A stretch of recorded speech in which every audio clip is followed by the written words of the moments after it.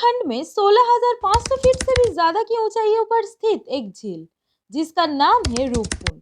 सुनने में आपको ये एक साधारण झील लग सकती है, पर असल में है नहीं, क्योंकि इस झील को स्केलेटन लेक यानी कंकालों का झील नाम से जाना जाता है। और इस झील से जुड़ी हुई कुछ ऐसे खौफनाक और डरावनी रहस्य है जिसे सुन के आप भी हैरान हो जाएंगे।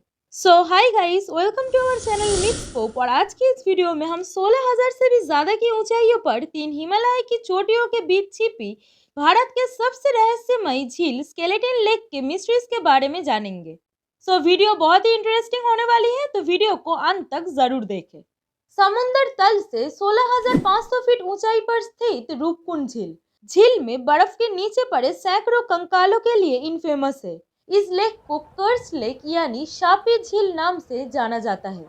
साल 1942 में एक ब्रिटिश फॉरेस्ट रेंजर के द्वारा ये जगह डिस्कवर हुई।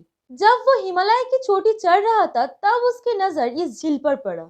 और जब वो उस झील के थोड़ा नजदीक जाके देखा, तब उसने जो देखा वो देख के उसके रोंगटे खड़े हो गए।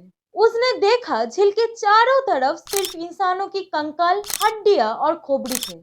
ये सब देख के ऐसा लग रहा था कि मानो ये सब कुछ इस झील ने कई सौ सालों से अपने अंदर छुपाई हुई थी। आई एम श्योर ये सब सुन के आपके मन में कई सवाल उठ रहे होंगे। ठीक ऐसे ही कई सवाल उस दिन उस ब्रिटिश फॉरेस्ट रेंजर के मन में भी उठ रहे थे कि सी लेवल से करीब 5,000 मीटर की ऊंचाइयों पर इस झील में आखिर क्या हुआ था, और इतने सारे लोग यहाँ पे क्यों आए। क्या इतने सारे लोगों का मौत एक साथ हुई, और क्या उनकी मृत्यु अत्यधिक ठंड और बर्फीले तूफान की वजह से हुई? और इन सारे सवाल का उत्तर हम इस वीडियो में आगे जानेंगे। कई अन्य प्राचीन झीलों की तरह इस झील के साथ भी कई पौराणिक कहानी जुड़ी हुई है। पौराणिक कथाओं के अनुसार एक दिन भगवान शिव और पार्वती कैलाश की ओर जा रहे थे। इस यात्रा पर निकलने से पहले देवी पार्वती ने राक्षसों का वध किया था। वो स्नान करना चाहते थे, लेकिन उन्हें आसपास कोई नदी या झील नहीं मिली। तब भगवान शिव ने अपने त्रिशूल से पर्वतों के बीच एक झील बनाई, और उसके बाद देवी पार्वती ने इस झील के प्राचीन नीले पानी में स्नान किए थे।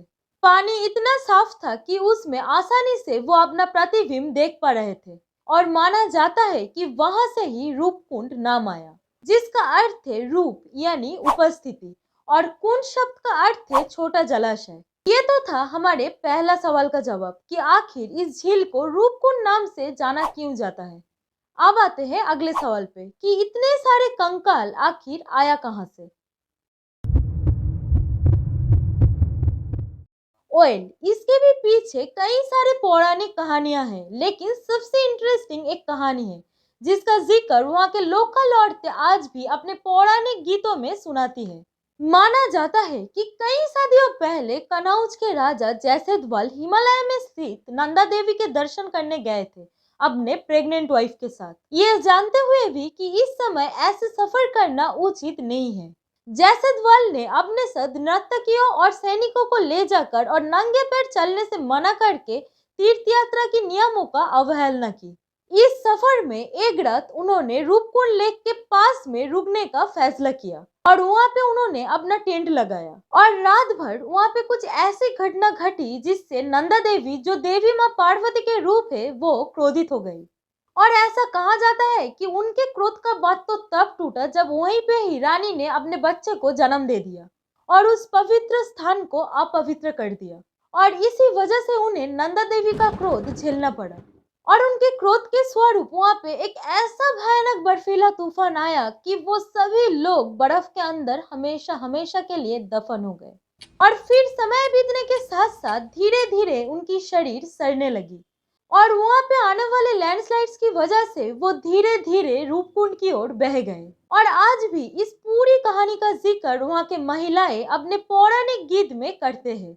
यहाँ हर 12 साल में एक बार वहाँ के लोकल्स के द्वारा एक तीर्थ यात्रा की आयोजन किया जाता है, जिसे राजजत यानी रॉयल तीर्थ यात्रा के नाम से जाना जाता है।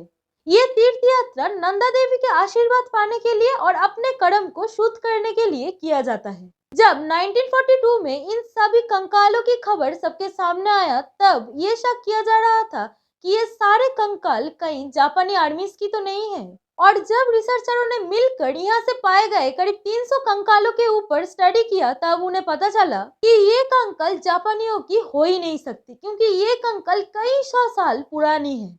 और जब उस जगह पे रिसर्चरों ने फर्दर इन्वेस्टिगेशन किया, तब उस जगह से उन्हें कई प्राचीन जेवर और तलवारें मिली, जिससे कर्स्ड किंग यानी शापित राजा वाली कहानी और भी स्ट्रॉन्ग हो गई। लेकिन बाद में इस पूरी कहानी को सिर्फ एक धार्मिक कथा मान के उस पर उतनी ध्यान नहीं दी गई और उसे रद्द कर दी गई। लेकिन अब सवाल ये है, अगर ये सारे कंकाल उस कहानी के राजा और उनके सेनाओं के नहीं हैं, तो ये सारे कंकाल आखिर है किनके?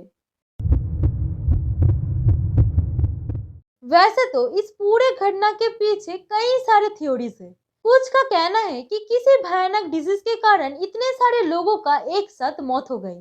वहीं पे कईयों का कहना है कि ये केस रिचुअल का है। लेकिन अगर ये होता तो हड्डियां एक जगह इकट्ठी मिलती, न कि चारों तरफ फैली हुई। साल 2004 में इंडियन और यूरोपियन साइंटिस्टों ने मिलकर इन हड्डियों की कार्बन डेटिंग करी और उन्हें पता चला कि ये सारे हड्डियां लगभग 850 साल पुरानी हैं। और ये भी पता चला कि ये कंकाल किसी आर्मी फोर्स के नहीं है, क्योंकि उन कंकालों में से कुछ कंकाल औरतों और बच्चों के भी थे। और इन कंकालों में सबसे अजीब बात तो ये था कि कुछ कंकालों के स्कल्स के पीछे क्रैक्स पाए गए, जिससे ये अंदाजा लगाया जा सकता है कि उन्हें पीछे से मारा गया था। लेकिन साइंटिस्टों ने इस क्रैक से जुड़ी हुई एक थ्योरी बताई कि हो सकता है एक बहुत ही बड़ा बर्फीली तूफान आया हो और जिस वजह से भयंकर बर्फ गिरे हो और जिसके कारण लोगों को ये इंजरीज हुई और वो सब मारे गए। लेकिन हाल ही में इस चीज से जुड़ी हुई एक बहुत ही बड़ा डिस्कवरी हुई।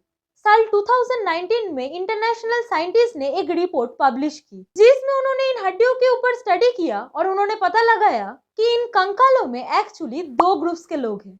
और उन्होंने ये भी पता लगाया कि इन सभी लोगों का मौत एक साथ नहीं हुई, यानी ये सारे लोग 2 अलग अलग समय पे यहाँ पे आए थे।